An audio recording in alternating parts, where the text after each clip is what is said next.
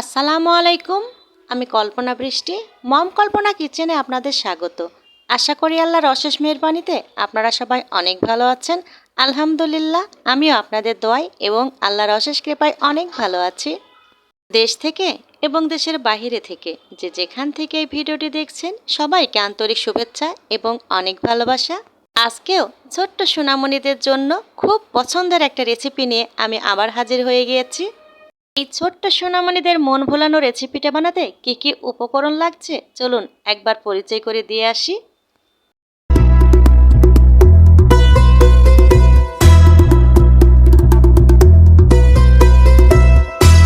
ছোট্ট সোনামণিদের জন্য আজকে রেসিপিটা বানাতে এই যে দেখুন, প্রথমে লাগছে গুঁড়ো দুধের একটা প্যাকেট, একটা ডিম আর 2 পিস পাউরুটি। এই যে দেখুন, একেবারে ফ্রেশ কিন্তু পাউরুটিটা নিয়ে নিয়েছি। এই যে রেসিপির উপকরণগুলো দেখে আমি চলে এসেছি কিন্তু কিচেনে এসেই একটা প্যান বসিয়ে দিয়েছি। একটু ছড়ানো প্যান লাগবে, তাই এই প্যানটাই বসিয়ে দিয়েছি। দিয়ে সামান্য পরিমাণ 1 চামচ মতো আমি বাটার দিয়ে দিয়েছি। বাটারটা দেওয়ার পরে ভালোভাবে মিশিয়ে নিয়েছি। নেওয়ার পরে একটা পাউরুটি কিন্তু আমি উপর দিয়ে দিয়ে দিয়েছি। দেখুন, পাউরুটিটা দেওয়ার পরে আস্তে আস্তে চুলার আঁচটা রেখে ভেজে নিতে হবে যতক্ষণ না গোল্ডেন কালার আসে। দেখুন আমি কিভাবে ভেজে নিয়েছি। এই যে দেখুন, এই তো একটা আমার ভাজা হয়ে গিয়েছে। কেমন ভাজা হয়েছে এবার আমি আপনাদের দেখিয়ে দিচ্ছি। দেখুন, ঠিক একইভাবে পরের রুটিটাও আমি অফ ক্যামেরা ভেজে নিয়েছি। নিয়ে আবার আমি 1 চামচ মতো বাটার দিয়ে দিয়েছি।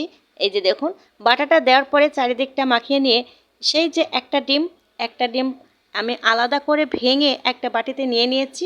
নেওয়ার পরে আস্তে করে কিন্তু প্যানের পুরে বসিয়ে দিলাম। প্যানটা হালকা গরম আছে। দেখুন, কুসুমের অংশটা একটু সেদ্ধ হওয়ার কারণে ওপরে আমি একটু ঢাকনা দিয়ে ঢেকে দিয়েছি। এই যে দেখুন কেমন হয়েছে। ওপরের অংশটাও একটু সেদ্ধ হয়ে গেছে, ভেতরের অংশটাও কিন্তু হালকা সেদ্ধ হয়ে গিয়েছে। পোস্ট করে আমি উঠিয়ে নিয়েছি। নিয়ে আবার আমি 1 চামচ মতো বাটার দিয়ে দিয়েছি। দেওয়ার পরে এবার 1 পিস রুটি আমি দিয়ে দিলাম। খুব সুন্দর করে সাইজ মতো দিয়ে দিয়েছি। পাউরুটিটার ওপরে আমি 1 চামচ ভরপুর গুঁড়ো দুধ চারিপাশটা আমি সুন্দর করে মাখিয়ে নিচ্ছি। দেখুন কিভাবে মাখিয়ে নিচ্ছি। এই গুঁড়ো দুধটাতে যখন গলে যাবে ফ্লেভারটা যে এত সুন্দর লাগে, বাচ্চারা কিন্তু দারুণ পছন্দ করে গুঁড়ো দুধের ফ্লেভারটা। গুঁড়ো দুধটা আমি চারিপাশে ভালোভাবে দেওয়ার পরে এবার আমি তার উপর দিয়ে চিজ দিয়ে দিলাম। এটা আমি মজারেলা চিজ দিয়েই কিন্তু বানিয়ে নিচ্ছি। খুব দারুণ একটা চিজ। আপনারা যে কোনো সুপার শপে গেলেই এই সমস্ত চিজগুলো পেয়ে যাবেন, অ্যাভেলেবল আছে সেখানে। ঠিক একইভাবে পরের রুটিটাও আমি সুন্দরভাবে দিয়ে দিয়েছি। দিয়ে আবার ভরপুর 1 চামচ গুঁড়ো দুধ দিয়ে আমি মাখিয়ে নিয়েছি। নেওয়ার পরে আবার পরিমাণ মতো চিজ কিন্তু ওপরে দিয়ে দিয়েছি।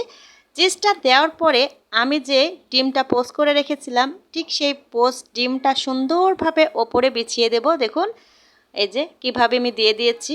দেওয়ার পরে আরও 1 চামচ ভরপুর আমি গুঁড়ো দুধ চারিদিক দিয়ে ছিটিয়ে দেব। দেখুন কিভাবে দিয়ে দিচ্ছি। এত মজার একটা বাচ্চাদের যে এই নাস্তাটা আমি বলে বোঝাতে পারবো না। আপনারা যে কোনো মুহূর্তেই বাচ্চাদেরকে এই নাস্তাটা বানিয়ে দিতে পারেন, 5 মিনিট সময় লাগবে। এবার আমি ডিমের ওপর দিয়ে আমি ভরপুর কিন্তু চিজ দিয়ে দিচ্ছি।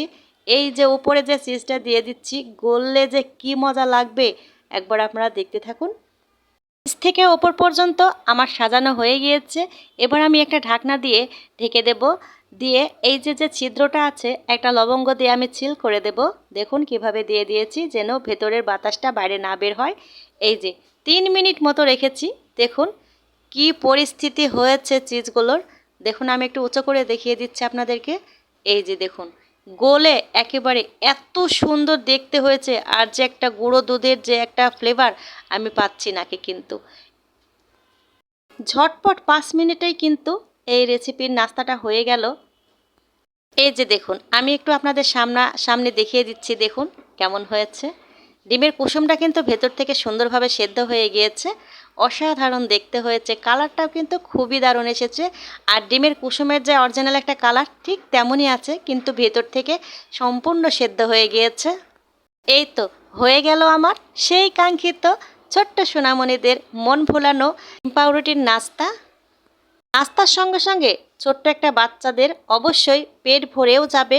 আর একটুও দেরি না করে অবশ্যই আমার এই ভিডিওটি না টেনে দেখে অবশ্যই একবার বানিয়ে আপনাদের বাচ্চাদেরকে সামনে দেবেন, দেখবেন আবার আপনাকে বলবে আমাকে আরও একটা বানিয়ে দেন।